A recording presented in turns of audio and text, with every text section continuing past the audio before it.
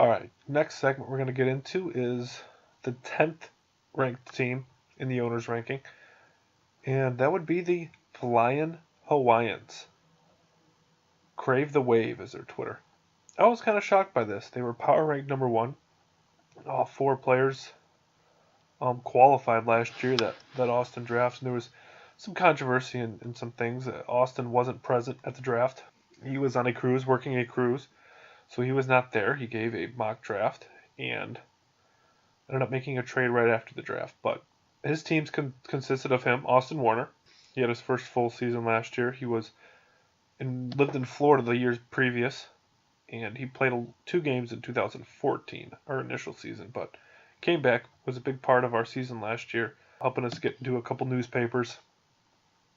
But he drafted Sam Stahl with his first pick, and it was a shock to everyone there. Even Sam was a little bit shocked. He didn't think that Austin was going to take him, but he did. So Sam Stahl went first, and then second round pick went to Shane Anderson, who somehow was still available. And he had Shane as his 5th person that he would take in his mock draft that he gave to Kyle to draft for him. And he ended up taking John Newcomb with his final pick. Traded him right away for Kyle Reinelt to the Sluggers because he wanted Kyle on his team. Said that he would have drafted Kyle. I asked him about the situation because a lot of people wanted to know why he had John Newcomb above Kyle in the first place if he ended up just trading for Kyle in the long run.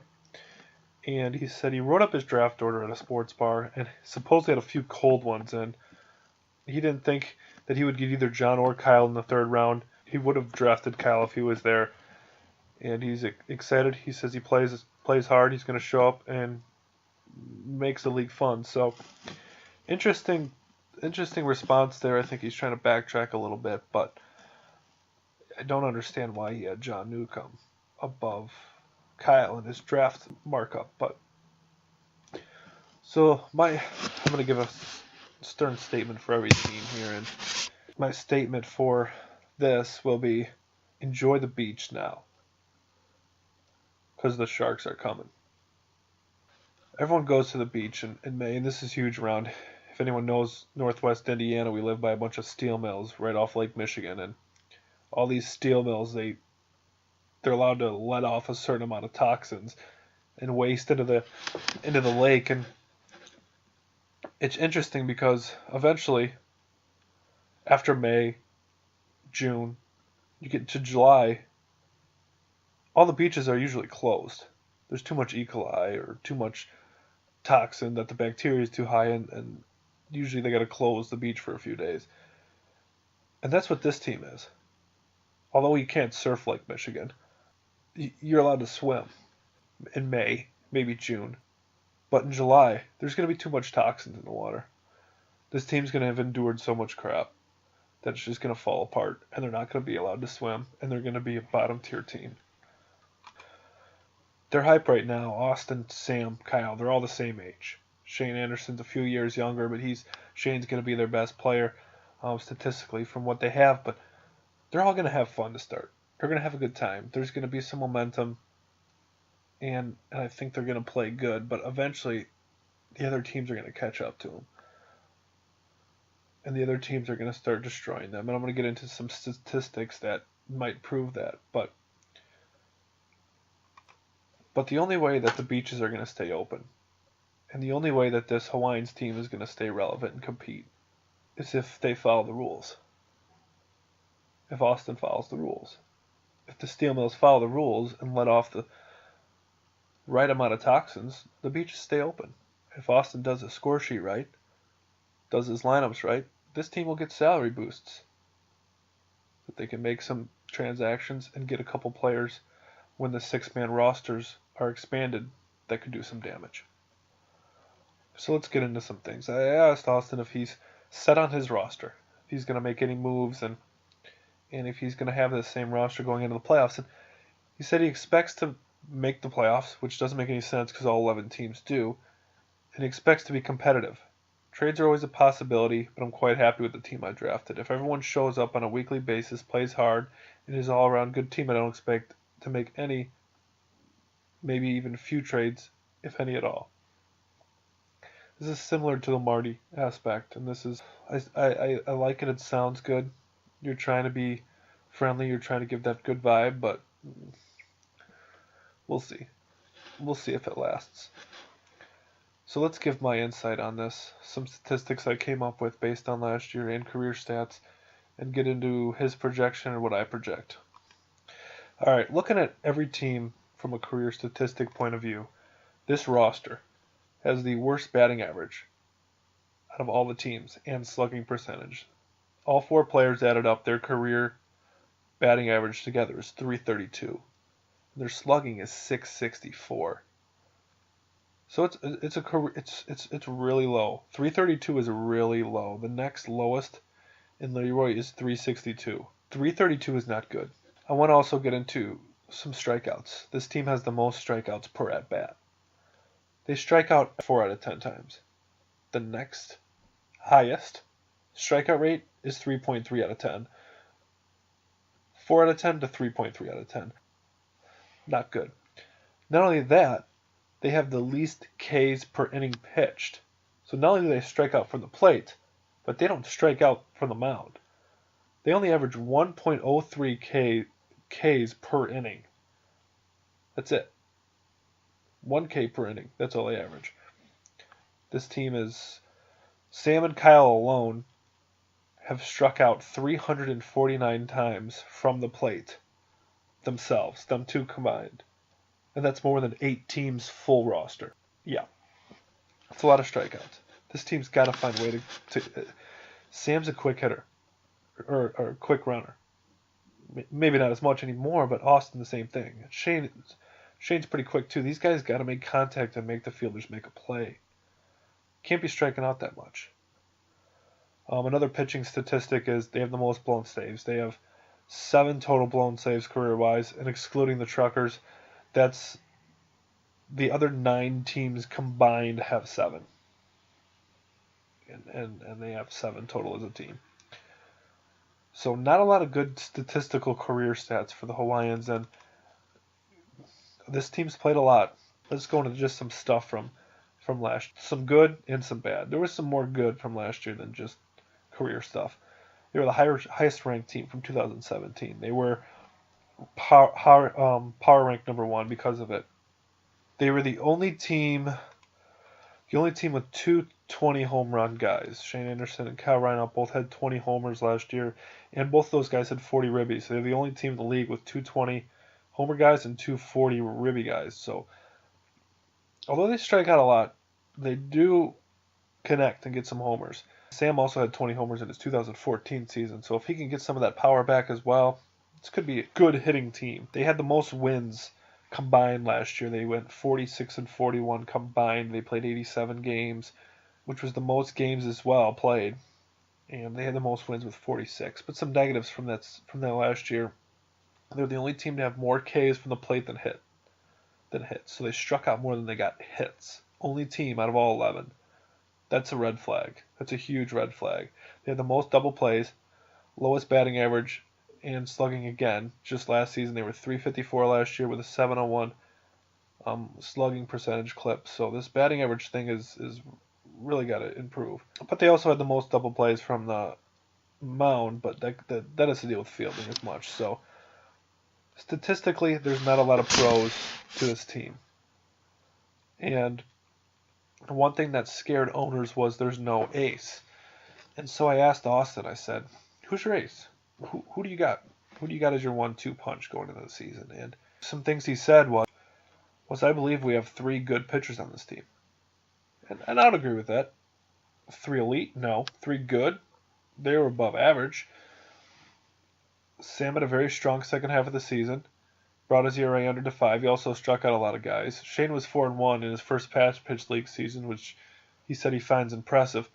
And his ERA was in the top 10 in his first full season. And he said if Kyle improves his pitching, we'll have one of the most well-rounded rotations in the league. 3 things I want to get into. Number 1, Austin's pitching. He had a 4.79 ERA last year in his first full year. And a 336 opponent's batting average. But listen, he had 29 Ks in 31 in the 3rd innings pitched. You know what that means? That means there was a lot of balls in play. And the difference between last year and the difference between this year in fielding is going to be dramatic. John Gibson and Caleb Youngman were in the field for Austin Warner for much of the season last year, arguably two of the top three, maybe even the top two fielders in the league. And this year, he might have to put Shane and Sam in there, who, yeah, they're decent fielders, but they're not Caleb and John. There's going to be a lot more hits against Austin and a lot more runs scored. I think Sam will be right at the same mark again. He's had 2 seasons consistently at that mark, and I think he'll be right where he's at, a 4.88 last year. But he had a lot more Ks, 62 Ks in 43 innings. I think Sam's the race. I think Sam has to be the race. But I don't think he's a top 10 pitcher in the league. That's the problem. Shane Anderson had a 7.53 ERA. He had 19 Ks in 18 and a third innings, similar to Austin, 1-to-1 ratio, a lot of balls in play. One of them guys are going to have Kyle right out in the field. He's not a good fielder. He can make plays when it comes to him. He's got good hands, but he's not quick, just like me. A lot more balls in play. The fielders are going to have to field. Kyle's got a 15.21 ERA last year. He struggled. 12 Ks in 23 and 2/3 pitched. Throws lob ball. He calls it an ephus pitch. He throws lob ball. Ball gets in play 75% of the time with him pitching. This team's going to have to make plays on the field. They're going to have to make the plays on the field. So how does this team become good? How does this team win? One thing, really. They got 4 guys who are going to show up. Asterisk, Shane Anderson. If Shane Anderson doesn't come, if Shane Anderson's not a part of this Hawaiians team the first 4 weeks when they only need 3 there, this team won't win a game. They won't win a game. It's going to be very hard. They have to get everyone there. They have to play well. They have to do the score sheet right. They got to bump their salary up. They're going to have to make some. They're going to have to make some moves. I think. I think they got to find a good pitcher. They got to find a good pitcher. They got to make a trade or sign someone to get an ace pitcher. Bell's got to be consistent. He's got to be consistent, and he can't take himself out of the game if things start getting out of control. He's got to stay calm. He's got to stay collective, and he's got to keep going. Austin's got to improve even more, not only from the leadership perspective, but he doesn't have Caleb and John there. He's got to be the guy this year to get guys pumped up. Shane Anderson has to come. He has to be a part of this team. I don't know how into it he's going to be this year. I know he had some job stuff, but Austin's got to get him motivated and come. And Kyle's got to stop worrying about what other people think about him and just go out and play.